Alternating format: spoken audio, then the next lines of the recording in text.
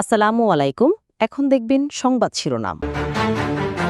দৌলতদিয়া ঘাটে বাস ডুবির ঘটনায় ১৬ জনের মরদেহ উদ্ধার। নিখোঁজ অনেকে দাবি স্বজনদের তালিকা করছে জেলা প্রশাসন। ৭১-এর কাল রাত্রি স্মরণে নানা আনুষ্ঠানিকতা। স্বাধীনতা দিবসের আয়োজনের জন্য প্রস্তুত প্যারেড গ্রাউন্ড ও জাতীয় স্মৃতিসৌধ, থাকছে কয়েক স্তরের নিরাপত্তা।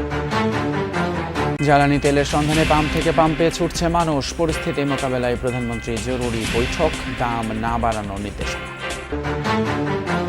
এতক্ষণ শুনছিলেন সংবাদ শিরোনাম, এখন দেখবেন বিস্তারিত। শুরুতে মর্মান্তিক দুর্ঘটনার খবর। রাজবাড়ীর দৌলতদিয়ায় ফেরিতে উঠতে গিয়ে নিয়ন্ত্রণ হারিয়ে পদ্মা নদীতে পড়ে যাওয়া বাসটি ৬ ঘন্টা পর তোলা সম্ভব হয়েছে। বাসের ভেতর থেকে উদ্ধার হয়েছে নারী এবং শিশুসহ ১৪ জনের মরদেহ। এর আগে উদ্ধার হওয়া ২ জন চিকিৎসাধীন অবস্থায় মারা যান। এতে মৃতের সংখ্যা দাঁড়ালো ১৬-তে। নিহতদের মধ্যে নারী ১০ জন, পুরুষ ৪ জন এবং শিশু ২ জন। বুধবার বিকেল ৫:৩০টার দিকে দৌলতদিয়ার ৩ নম্বর ফেরিঘাটে নিয়ন্ত্রণ হারিয়ে পড়ে যায় বাস। এরপর কয়েকজন যাত্রী সাঁতরে পাড়ে উঠতে পারলেও বেশিরভাগ যাত্রী আটকা পড়েন বাসে। এছাড়াও ১১ জনকে গুরুতর আহত অবস্থায় উদ্ধার করে গোয়ালন্দ উপজেলা স্বাস্থ্য কমপ্লেক্সে ভর্তি করা হয়। নিহত এবং আহত যাত্রীদের বেশিরভাগই ঈদের ছুটি শেষে ঢাকায় কর্মস্থলে ফিরছিলেন বলে জানিয়েছে পরিবারের সদস্যরা।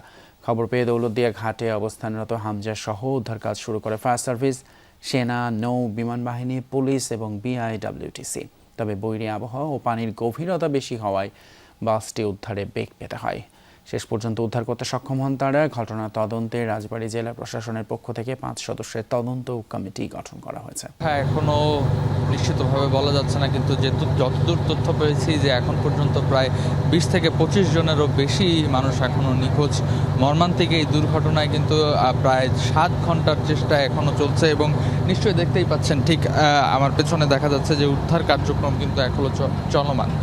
মূলত উদ্ধারকারী জাহাজ হামজা দীর্ঘ ৭ ঘন্টা ধরে এই উদ্ধার কার্যক্রম চালাচ্ছেন এবং এখন পর্যন্ত এই ৭ ঘন্টা পর এসে আসলে আমরা দেখতে পাচ্ছি যে বাসের অনেকটা অংশই কিন্তু দৃশ্যমান এবং এখন পর্যন্ত প্রায় ১৬ জনেরও বেশি মানুষের মরদেহ উদ্ধার করা হয়েছে। তার মধ্যে রয়েছেন বেশ কয়েকজন পুরুষ, মহিলা এবং শিশুদের মরদেহ উদ্ধার করার পর তাদেরকে কিন্তু সাথে সাথেই স্থানীয় যে উপজেলা হাসপাতাল সেইখানে নিয়ে যাওয়া হয়েছে। মূলত এই রাজবাড়ির দৌলতদিয়া পদ্মাঘাটে যে বাসটি মর্মান্তিকভাবে যে দুর্ঘটনাটি হয় সেই বাসটিতে কিন্তু প্রায় ৪০-এরও অধিক যাত্রীরা অপেক্ষা করছিলেন এবং যেহেতু বাসটি ফেরিতে ওঠার জন্য প্রস্তুত ছিলেন সেই জন্য কিন্তু কয়েকজন যাত্রী নিচে দাঁড়িয়ে অপেক্ষা করছিলেন, যার কারণে এমন কয়েকজন প্রত্যক্ষদর্শীদের সাথেও কিন্তু আমাদের কথা হয়েছে এবং তারা যেটি বলছিলেন যে এই যে দুর্ঘটনা বাসটিকে একেবারে ঠিক ফেরিতে ওঠার জন্য অপেক্ষা করছিলেন এবং আগের ফেরিটি ছেড়ে গিয়েছিল এবং যার কারণেই কিন্তু সেই অপেক্ষাটি ছিল এবং ঠিক অন্য একটি ফেরি আসার সাথে সাথেই সেই বাসটি চলতে শুরু করে এবং এক পর্যায়ে কিন্তু নিয়ন্ত্রণ হারিয়ে সেটি নদীতে পড়ে যায় এবং তারপর থেকে এখন পর্যন্ত অতিবাহিত হয়েছে প্রায় ৭ ঘন্টারও বেশি সময়। পুলিশ, সেনাবাহিনী, বিজিবি এবং নৌ পুলিশ সহ সবাই একত্রে মিলে উদ্ধার কার্যক্রম চালাচ্ছে। নিস্তব্ধ এক রাত, যে রাতে ঘুমন্ত বাঙালির উপর নেমে আসে বিভীষিকা। পাকিস্তানি হানাদার বাহিনীর আক্রমণে প্রাণ হারায় ঢাকা শহরের হাজার হাজার মানুষ। ১৯৭১ সালের সেই নির্মম ২৫শে মার্চের রাতেই সূত্রপাত হয় বাংলাদেশের স্বাধীনতা সংগ্রামের। সর্বাত্মক যুদ্ধে ঝাঁপিয়ে পড়ে বাঙালি। আজ সেই ঐতিহাসিক দিন। এই উপলক্ষে ঢাকা বিশ্ববিদ্যালয় জুড়ে নেওয়া হয়েছে বিভিন্ন কর্মসূচি। শহীদ মিনারে গণহত্যা দিবসের আলোর মিছিলে অংশ নেন বিভিন্ন শ্রেণী পেশার মানুষ। মহান মুক্তিযুদ্ধে শহীদদের স্মরণ করা হয়। এই রাতেই ঢাকা বিশ্ববিদ্যালয় এলাকা হয়ে ওঠে হামলার অন্যতম লক্ষ্য। ছাত্র, শিক্ষক, নিরস্ত্র মানুষ কেউই রক্ষা পায় না সেই নির্মমতা থেকে। মহান স্বাধীনতা দিবস আজ। মানুষের শ্রদ্ধার ভালোবাসায় সিক্ত হতে পুরোপুরি প্রস্তুত সাভারের জাতীয় স্মৃতিসৌধ। ভোরে রাষ্ট্রপতি এবং প্রধানমন্ত্রীর শ্রদ্ধা নিবেদনের পরই সর্বসাধারণের জন্য খুলে দেওয়া হবে সৌধের দুয়ার। দিনটি উপলক্ষে জাতীয় স্মৃতিসৌধে ৩ স্তরের কঠোর নিরাপত্তা বলয় তৈরি করেছে আইনশৃঙ্খলা বাহিনী। এর মধ্যে জাতীয় স্মৃতিসৌধকে ধুয়ে মুছে ফুল আর রং তুলির আঁচড়ে প্রস্তুত করেছে গণপূর্ত বিভাগ। এদিকে ১৮ বছর পর অনুষ্ঠিত হতে যাচ্ছে স্বাধীনতা দিবসের কুচকাওয়াজ, যেখানে রাষ্ট্রপতিকে সাথে নিয়ে উপস্থিত হবেন প্রধানমন্ত্রী তারেক রহমান। তেলের অপেক্ষায় পাম্পের লাইনে কাটছে ঘন্টার পর ঘন্টা। জ্বালানি তেলের খোঁজে প্রতিদিনের মতো এক পাম্প থেকে আরেক পাম্পে ছুটেছেন গ্রাহকেরা। ভোর থেকেই রাজধানীর বেশিরভাগ ফিলিং স্টেশনে তেলের জন্য দীর্ঘ লাইনে দাঁড়িয়েও মেলেনি কাঙ্ক্ষিত জ্বালানি। দুপুরের পর নগরের বেশিরভাগ পাম্পগুলোই বন্ধ করে দেওয়া হয়। পাম্প কর্তৃপক্ষ বলছে, রেশনিং করে জ্বালানি দিয়ে কুলানো যাচ্ছে না। ডিপো থেকে পর্যাপ্ত তেল না দেওয়ায় খুব বেশি সময় সরবরাহ করা সম্ভব হচ্ছে না বলেও জানান তারা। আমাদের অকটেন এবং পেট্রোল জ্বালানি তেল শেষ হয়ে গেছে। দুপুর থেকে এই অবস্থা রাজধানীর বেশিরভাগ পাম্পে। সবাই লাইন ধরে দাঁড়িয়ে থাকবেন না। এরপরই চলে ছুটোছুটি কোথায় মিলবে তেল। আবার যেসব পাম্প সকাল থেকে তেল সরবরাহ করে যাচ্ছে সেখানেও দীর্ঘ লাইনে দাঁড়িয়ে চালকরা 3 থেকে 4 ঘন্টা দাঁড়িয়ে দাঁড়িয়ে তেল পাচ্ছেন তারা। জ্বালানি তেল পেতে এই ভোগান্তি এখন নিত্যদিনের স্বাভাবিক চিত্র হয়ে দাঁড়িয়েছে। একটা সময় ছিল সব অফিসে যাওয়ার আগে আমি নাস্তা করব, খাবো, এখন আমার ওইগুলো বাদ। এখন ফার্স্ট চিন্তা থাকবে আমার 1 সপ্তাহ ফুয়েল নিতে হবে আমাকে। বলার আসলে ভাষা নাই। আমরা যারা অফিস গামী আছি আমার জন্য আরো কষ্ট হয়ে যায় জিনিসটা।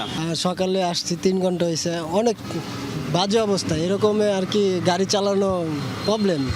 নগরীর বেশিরভাগ পাম্পে রেশনিং পদ্ধতিতে জ্বালানি দিচ্ছে কর্তৃপক্ষ। এতে সন্তুষ্ট নয় চালকরা।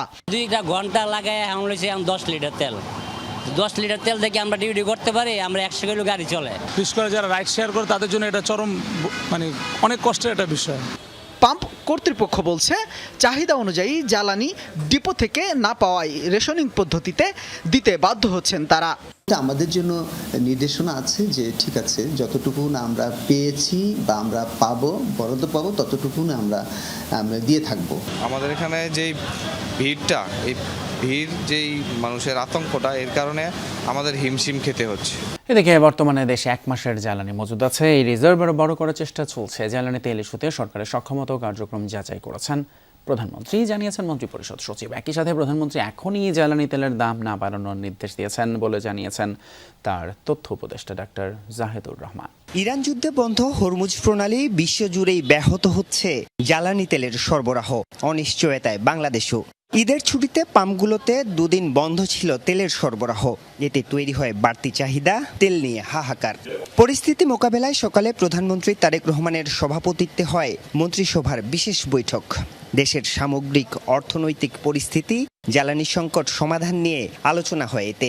জেনারেলি 15 দিনের একটা রিজার্ভ থাকতো, তো এখন পর্যন্ত রিজার্ভ সাফিসিয়েন্ট রয়েছে এবং যেগুলা প্যানিক বাইং হচ্ছে অনেকটা, আমার চোখেও পড়েছে যাই।